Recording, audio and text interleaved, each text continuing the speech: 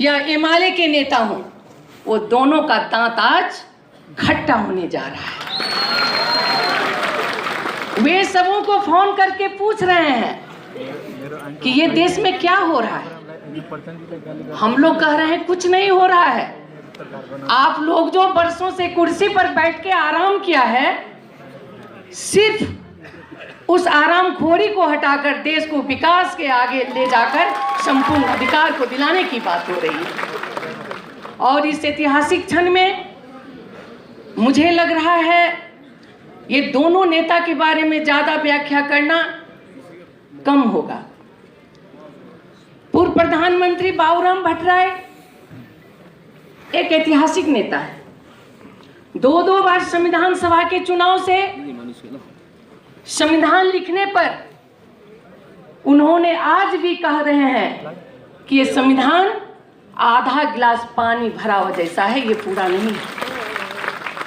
हमारे सर्वदलीय अध्यक्ष उपेंद्र यादव जी कह रहे हैं कि संविधान में जब तक इस देश में रहने वाले हिमाल, पहाड़ और तराई में आदिवासी जनजाति, मधेसी, मुस्लिम, लिम्वान, खुमवान लगाए सारे जात जाति का अधिकार जब तक इस संविधान में नहीं लिखा जाएगा, ये संविधान पूरा हो ही नहीं सकता है।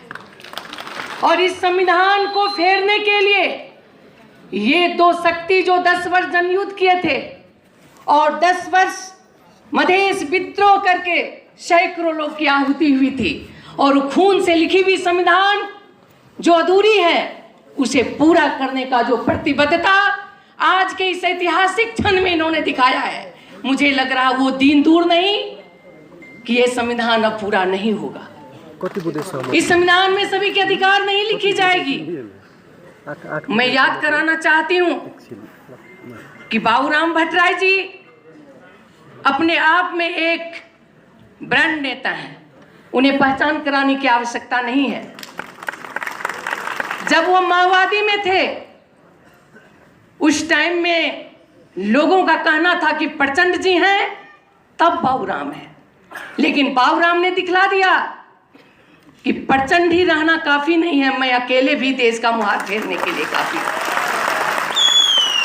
उसी तरह उपेंद्र यादव जी ने कहा कि हमारी पार्टियों की लाख धक्का लगा दो, पर विचार के राजनीति में आगे बढ़ने वालों का कदम कभी नहीं रुकता है। मैं इस जनता को अधिकार दिलाकर रहूंगा। और इतिहास में आज का दिन मुझे लग रहा है नहीं रुकने से ठीक है, लेकिन दोनों नेता जो आज अपने दस्तावेज पर सिग्नेचर किए हैं, मैं एक चीज कहना चाहूंगी कि और पार्टी क्या करते हैं मुझे नहीं कहना, हमें नहीं कहना, लेकिन दो शक्ति जब आज मिले हैं तो सच्ची समाजवादी का बहस करके आगे बढ़ना ही होगा। समाजवाद तो कांग्रेस का भी है, बीपी कोइराला का समाजवाद, लेकिन सिर्फ बीपी का नाम बजाने से समाज में समाजवाद नहीं ले पाया। आज ये समाजवादी पार्टी जमीनी समाजवाद होना चाहिए। हमें धरातल को नहीं छोड़ना होगा। हम आकाश की उड़ान तो भरेंगे, लेकिन हमारी जमीनी राजनीति जो है उसे कभी हम ठोकर नहीं मारेंगे। हम जमीन से उठकर उड़ान भरेंगे, हम उड़ान से आकर जमीन पर नहीं गिरेंगे। हमारी पैर जमीन पर होगी, हमारी हाथ आसमान पर होगी। तभी ये दोनों की दूरी के बीच में हमारी जनता, जिसको हमने सपना दिखाया है, जिसकी सपना को पूरा करने का हमने प्रतिबद्धता किया है, उसे हमें कर दिखाना होगा। आज मधेश जो जन विद्रोह करके आए थे उसे काफी खुशी है।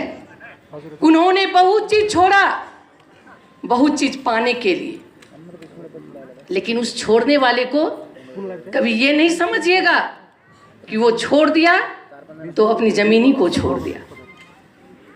उनकी याददाश्त में आज भी वो जमीन है जहां पर सैकड़ों लोग अपनी खून को बहाया है। वो धरती मधेश का है,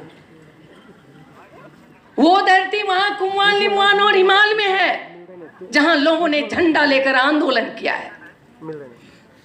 इसलिए उस चीज को दोनों नेता को आत्मसात करना होगा। हम कागजी सिर्फ पढ़ लेंगे, जनता उससे संतुष्ट नहीं होगी, क्योंकि आज तक वो दोनों पार्टी ठगते रहे हैं जनता को, धोखा देते रहे हैं जनता को। लेकिन आप दोनों पर आज इसलिए विश्वास किया गया है कि आपके एक विचार पर लोगों ने अपनी खून की आहुति दी है।